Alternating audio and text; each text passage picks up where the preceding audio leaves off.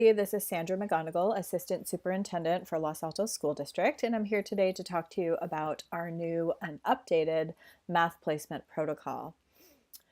So this is an update to our original placement protocol for the current school year of 16-17, and this will be in effect for the 17-18 school year. And both of these come about from the California Math Placement Act of 2015 that required every school district in California, public school district, to have a fair, objective, and transparent math placement protocol.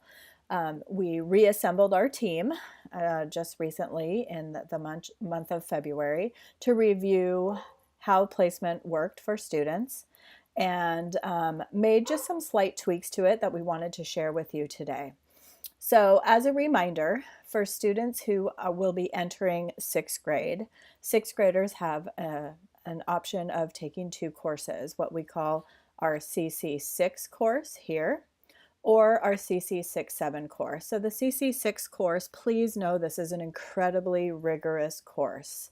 Our sixth grade teachers do an excellent job of preparing students for junior high school mathematics within the CC6 course. The CC6-7 course is a very accelerated course. It covers 2 entire years of mathematics in 1 year's time. So this is really for our most gifted mathematics students. And then when students get to the junior high and they hit 7th grade, they typically take one of 3 courses. They take our rigorous CC7 course, which simply covers the 7th grade wonderful standards in mathematics. Many of our students take the CC7-8 course. That course is about 1.5 years. It does all of our 7th grade math standards and half of the 8th grade math standards. And then students who are in that CC6-7 course typically go on to take algebra in 7th grade, and that's algebra and half of the CC8 course as well. And this is a new course. CC8 is a new addition once California moved to the Common Core standards. So typically students in the CC6 class will be placed either into the CC7 or CC7-8, and those students in 6-7 will go into CC8. And from there, again, 8th graders have typically 3 options for mathematics, but I'm going to go into more detail about that below.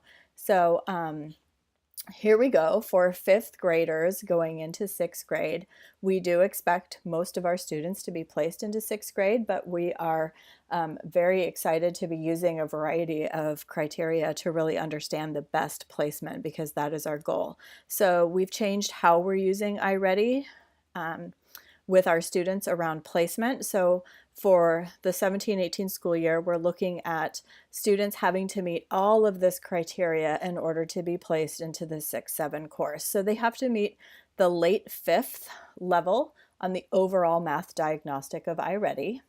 For the CASP or SBAC, which is our standardized state test, they should have an overall score of a 4, which is mastery or exceeding standards according to the state. They should have 4s on their report card for all of the essential standards from 5th grade.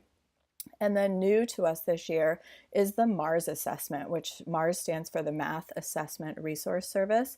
The MARS assessment is a performance task. It's a paper pencil, wonderful assessment that really allows us to learn much more about students, not only their procedural skills, but also their conceptual understanding and their ability to explain their thinking. So in order for students to get placed into that 6-7 course, students need to receive the high level mark on the MARS assessment. And that high level is actually given by the MARS people themselves through the Silicon Valley Math Initiative. They determine the cutoff for the high level mark. So those are the 4 criteria that we will be using for placement into 6-7. Again, this is a very accelerated course covering 5 years of mathematics in 3 years in 6th, 7th, and 8th grade.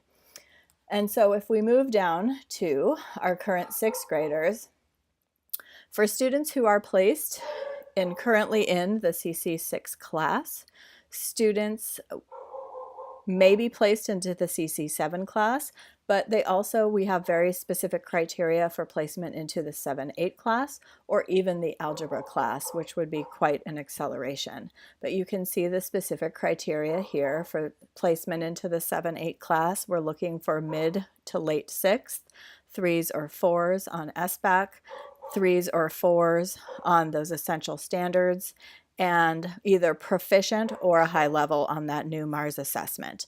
And then for students to be placed into the algebra course, we're looking at, again, slightly higher, because this would be skipping all of 7th grade mathematics coming from CC6.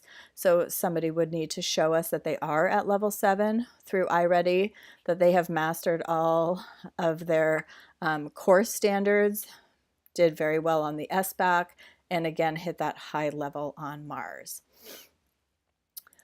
We do assume, and the California Math Placement Act really encourages and requires us to have students who've completed a course successfully.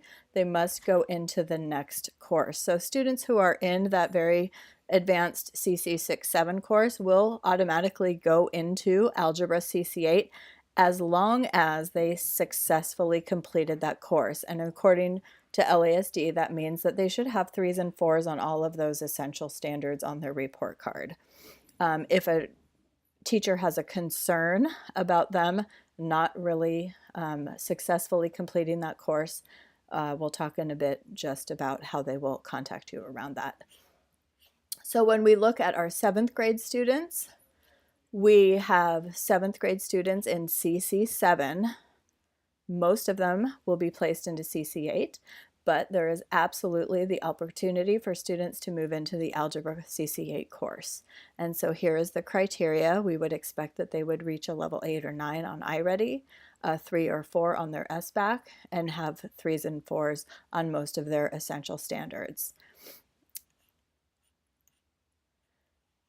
And if a student is in CC8, moving into 8th grade, and they really wanted to skip algebra, we are putting them through some very specific requirements, really. We want to make sure we know that algebra is the foundation to all higher level math. It's not a course that we want students to self-teach or be taught by a tutor or in some kind of condensed version. So in order to skip algebra and LASD, the students must show us that they have a level 10 on the iReady before we would even consider giving them the end of course algebra exam. So we do have an end of course algebra exam, but in order to be given that exam, students must be scoring a level 10 on the overall math diagnostic within iReady. Again, this is not something we suggest for students to skip algebra in a full year course, but if you have quite an extreme and gifted child, this certainly is an option, but one we would not expect to see very often. So that is our current criteria for all of those different courses for 5th graders, 6th graders, and 7th graders going into 8th grade. But I do want to make parents aware that we do have a placement change. Policy is maybe not the perfect word, but a process.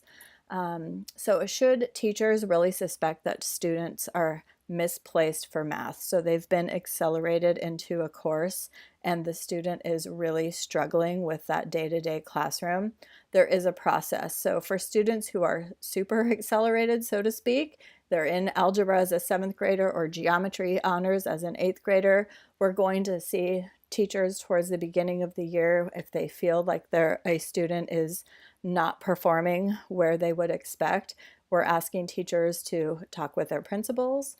We're asking teachers to meet with students and parents and really do some problem solving together and make it very clear that by mid to late October, if we don't see a change in class performance, that we would do a move. This is not a parent choice or preference. This is really a school decision. So we will do our due diligence to support students who have been accelerated, but if they are not achieving in the class, we will make a school move. For students who are, again, in that CC 6-7 course or the 7-8 or algebra in 8th grade, it's a very similar process. We have a little bit more documentation around how we're supporting students, But again, we're asking teachers to meet with their principal and maybe their entire team, to meet with parents and students to talk about concerns and to come up with an action plan of how we can support students within those more accelerated classes. And again, if we don't see, after additional support being provided, change in class performance, then we would absolutely have the school make a move. It's not something we expect to happen frequently, but it certainly does happen, and sometimes it's for a wide variety of reasons. So that is our new placement protocol coming up for the 17-18 school year. Please let us know if you have any additional questions. Thank you.